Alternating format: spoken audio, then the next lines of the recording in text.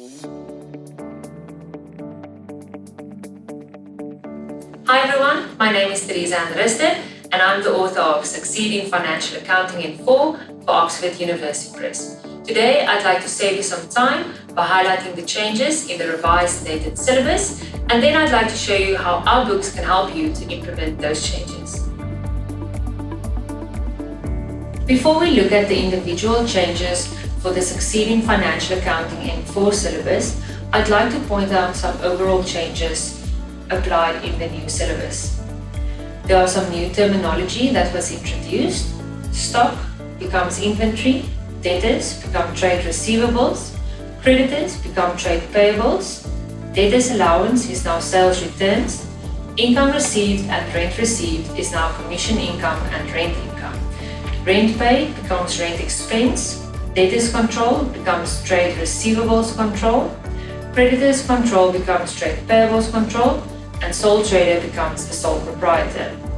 Fixed assets become non-current assets, donations is now donation expense, opening stock and closing stock change to opening inventory and closing inventory, debtors list is now a trade receivables list, creditors list is a trade payables list, bad debts has changed to credit losses, bad debts recovered has changed to credit losses recovered, provision for bad debts is now allowance for credit losses, and provision for discount allowed is now allowance for settlement discount granted.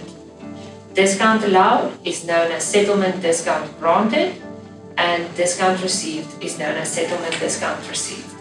The last one is prepaid expenses and is now known as prepayments.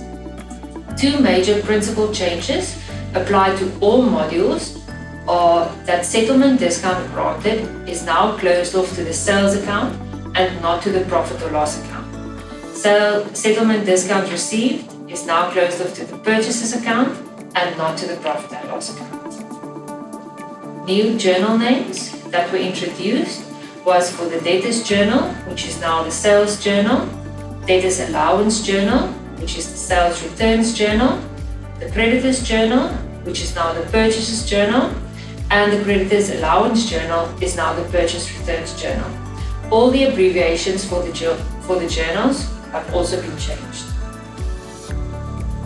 The new names for the financial statements and notes were also introduced. The income statement is known as the statement of profit or loss. The balance sheet is the statement of financial position. The cash flow statement is the statement of cash flows. The capital note has been replaced by the statement of changes in equity. The fixed asset note is now known as plant, property and equipment. The stock note is now the inventory note. Financial assets, trade and other receivables, and cash equivalents have been combined into the financial assets note.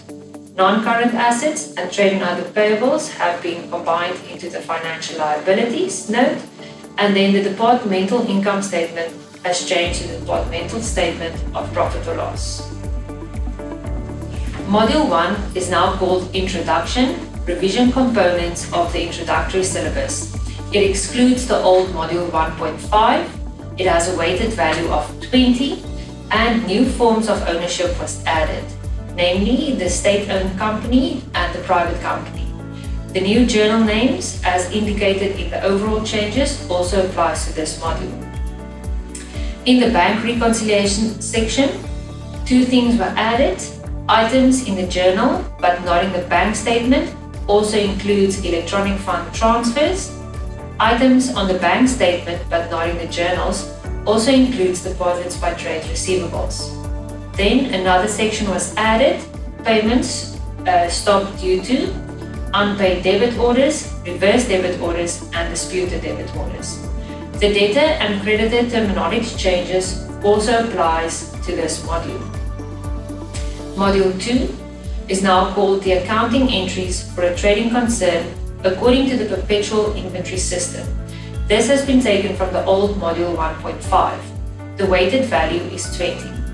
There are new layouts or formats for the statement of profit or loss, the statement of financial position, as well as the notes to the statement of financial position. The completion of the statement of changes in equity has also been introduced into this module.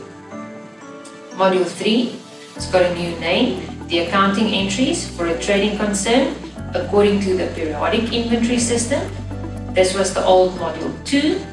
It's got a weighted value of 50, and it also has new layouts for the statement of profit or loss, the statement of financial position, the statement of changes in equity, and the notes to the statement of financial position. Module 4, departmental accounts, was the old module 3. The weighted value is 50, and there is a new layout for the departmental statement of profit or loss. Module 5, non-profit organizations, was the old module 4. The weighted value is now 20. The new layout for the statement of income and expenditure has also been introduced, as well as the income and expenditure account. Module 6, the last module, is the statement of cash flows. It was the old module 5 with a weighted value of 20. There are new layouts or formats for the statement of cash flows, notes to the statement of cash flows, and the use of the statement of changes in equity was introduced. Now that we've taken a look at the changes in the revised DHET syllabus, I'd like to show you how our books can help you to implement these changes. Firstly, we'll be taking a look at Financial Accounting in 4 student book. This book is written according to the 2020 syllabus and developed especially for the DHET student.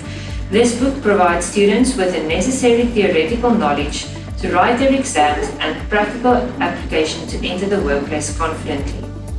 In front of you, you will see a module opener. On this page, you will see that the units that should be covered are listed, as well as the learning objectives according to the syllabus. Key terms are also listed on this module opener, and for every module, you will also have a starting point explaining what will be discussed or covered in the module. Then, we will also give you clear accounting tables with all the necessary explanations on how to complete them. Accounting terms are also explained clearly at the bottom of some of the pages. You will find them in these definition boxes. Text will be bold in paragraphs, and the definitions will be listed at the bottom of the same page. You will also find multiple exercises or power break activities at the end of each section, as well as at the end of each module. These power break activities will cover the content that was discussed or explained during the module. At the end of each module, you will find a section about what we have learned and where to next, as well as a summary of the learning objectives, so students can go over what they have learned in the module. After the summary with the learning objectives, you will find an end of module assessment, which will cover all the sections or units that were explained or discussed in the module.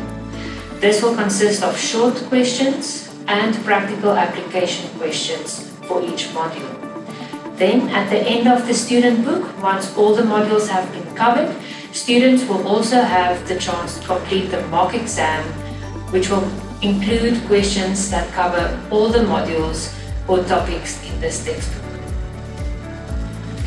For lecturers, we provide a lecture guide that includes an introduction on how to use the lecture guide, about the module outlines, the module weights, the additional resources that can be used, didactic guidelines, as well as assessment answers for each power break, end of module assessment, as well as the answers to the mock exam. As you'll know, each module in the student book will have the starting point, key terms and definitions, end of module assessments, power break activities and learning objectives, and in this lecture guide, we will show how you can work through all of those features in the student book. The Learning Zone is also available to all lecturers, where they will be able to get access to PowerPoint slides. Lecturers can track students' progress in ready-made interactive assessments, and they will have access to links to videos and additional content without typing it into the browser. The lecture guide also includes the syllabus aims as per the revised syllabus, prerequisites, the duration of the semester, the evaluation that should take place during the semester, how the semester mark is calculated, what should be done during examinations and how lecturers can prepare their students for exams, what the pass requirements is, and the weighting of the subjects. Our lecture guides are developed especially for the DHET lecturer. It provides lecturers with the support they need for their students to complete the course content and to prepare for and succeed in the examination. Our lecture guides also provide information on using the lecture guides, the benefits of the Learning Zone, Oxford's online learning portal. It also covers the syllabus aims, the prerequisite requirements for this course, the course duration, how evaluation should be done, the weighting of the subjects, as well as a suggested teaching plan. The suggested teaching plan indicates the learning content, the time allocation, and the weighted value for each module in this course. The weekly teaching plan includes the syllabus topic, the learning objectives that should be covered during the week, the assessments to be done in the student book and student workbook, as well as any additional resources that can be used to cover the content for this week.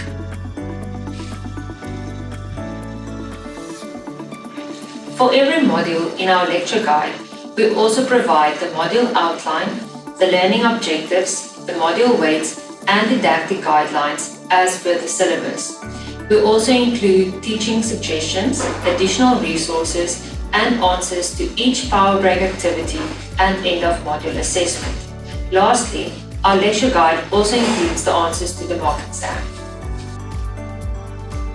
Our workbooks have been developed especially for students using Succeed in Introductory Financial Accounting N4 and Financial Accounting N4 student books as a textbook. It provides a space for students to complete the activities from the textbook, and it provides them with support they need to complete the course content and to prepare for and succeed in the examination. For every module in our workbook, it provides answer templates to accompany the activities in the student book, and it also provides an answer template for the mock exam at the end of the book. With the student workbook, students also receive free access to Oxford University Press's online learning portal, the Learning Zone, where students can access additional question banks.